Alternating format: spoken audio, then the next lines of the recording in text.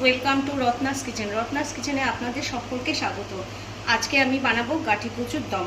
গাঠি কচুর দম বানানোর জন্য গাঠি কচু নিয়েছি, এখানে এটাকে সেদ্ধ করে নিয়েছি, একেবারে গলে যায়নি। নিয়েছি একটা ছোট টমেটো, তাকে কুচি করে নিয়েছি, একটা মাঝারি সাইজের পেঁয়াজকে তাকে কুচি করে নিয়েছি, 3টে লঙ্কা দিয়ে নিয়েছি, এটা এমনি দেবো গার্নিশিংয়ের জন্য। আর নিয়েছি 1 চামচ আদা রসুন আর কাঁচা লঙ্কা পেস্ট, ছোটো চামচের হাফ চামচ নিয়েছি হলুদ গুঁড়ো, নুন আন্দাজ মতন ছোটো চামচের হাফ চামচ নিয়েছি জিরে, একটা শুকনো লঙ্কা, একটা এলাচ আর এক টুকরো দারচিনি, আর নিয়েছি জিরে গুঁড়ো ছোটো চামচের 1 চামচ, আর হাফ চামচ নিয়েছি লঙ্কা গুঁড়ো। গরম মশলা নিয়েছি হাফ চামচ। কড়াই বসিয়ে দিয়েছি, আমি 4 চামচ তেল দিয়ে দিয়েছি। একটু যেহেতু দম একটুখানি ঝোল হবে না, এটা কষা কষা ভাব মতন হবে, তাই আমি একটু তেলটা দিয়ে দিয়েছি। তেল কিন্তু গরম হয়ে গেছে। এবার ফোড়ন দিয়ে দিচ্ছি, লঙ্কা, একটা এলাচ, দারচিনি আর জিরে, এগুলো ফোড়ন দিয়ে দিচ্ছি। আর কিন্তু এইটাকে ভালো করে নাড়াচাড়া করে নেবো, একটুখানি নাড়াচাড়া করে নিচ্ছি যাতে এটা মানে ভাজা ভাজা হয়ে যায়। হয়ে গেছে, এখন ছেড়ে দেবো পেঁয়াজ কুচি। পেঁয়াজটা একটু ফ্রাই হয়ে যাবে, তারপরে অন্য কিছু দেবো। তো পেঁয়াজটা একটু ফ্রাই করে নিচ্ছি। পেঁয়াজটা ফ্রাই হয়ে গেছে, এবার দিয়ে দেবো আন্দাজ মতন নুন। আন্দাজ মতন নুন দিয়ে দিচ্ছি, বেশি একটা নুন দেবো না যেহেতু এটা শুকনো শুকনো হবে। আর দিয়ে দিচ্ছি আদা রসুন আর কাঁচা লঙ্কা পেস্ট, আর দিয়ে দিচ্ছি টমেটোটা একসঙ্গে দিয়ে দিচ্ছি যাতে সব তাড়াতাড়ি করে একদম গলে যায়।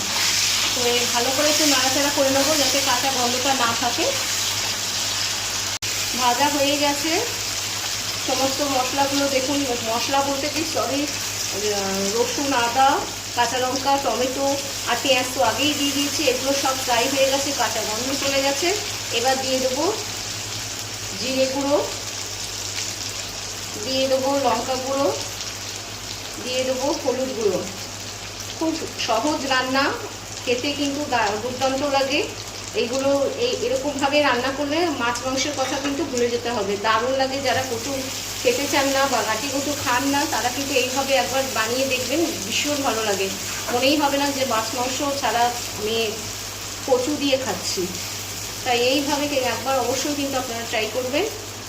এই মশলাগুলো কিন্তু ভাজা ভাজা হয়ে এসছে, আমি এখনও জল দেবো না। এই গাঠি কচুগুলো দিয়ে দিচ্ছি, এগুলোকে মশলার সঙ্গে একটু মিশিয়ে নেবো। গাঠি কচুর সঙ্গে সব মশলা ফ্রাই হয়ে গেছে, এবার একটু আমি সামান্য জল দেব। জল দিলাম একটুখানি, দিয়ে আর একটুখানি কষিয়ে নেবো যাতে সুন্দর একটা ফ্লেভার আসে। আমি কিন্তু গরম মশলা এখনো দেইনি, যে আমি শাহি গরম মশলা এখানে নিয়েছি। একদম মশলা সব কষানো হয়ে গেছে, আমি এবার একটু সামান্য জল দিয়ে দেবো। সামান্য জল দিয়ে দিলাম। এবার দিয়ে দেবো যে আমি গরম মশলা দিয়েছিলাম সেটা দিয়ে দিলাম, আর দিয়ে দিচ্ছি কাঁচা লঙ্কা। এটা গোটা গোটাই রয়েছে, ঝাল আমি যা দিয়েছি একদম ঠিকঠাকই দিয়েছি, তবুও একটুখানি দিয়ে দিলাম। যদি এর থেকেও কেউ বেশি যদি ঝাল খায় তাহলে কিন্তু এই কাঁচা লঙ্কা দিয়েই তারা খেতে পারবে। তো বন্ধুরা দেখলেন কত চটপট কিন্তু এই রান্নাটা হয়ে গেল। একটুখানি ফুটে উঠলে এটাকে আমি নামিয়ে দেবো, আর কিচ্ছু দেওয়ার প্রয়োজন নেই। গাঠি কচুর দম আমি পরিবেশন করেছি, এটা আপনারা ভাত রুটি পরোটার সঙ্গে খেতে পারেন। আর যদি ভালো লাগে রেসিপিটা তাহলে একটা লাইক শেয়ার কমেন্ট করবেন। আর যারা এখনও পর্যন্ত আমার চ্যানেলকে সাবস্ক্রাইব করেননি, প্লিজ আমার চ্যানেলকে সাবস্ক্রাইব করবেন, পাশে থাকবেন, বেল আইকনটা অবশ্যই ক্লিক করবেন। নমস্কার।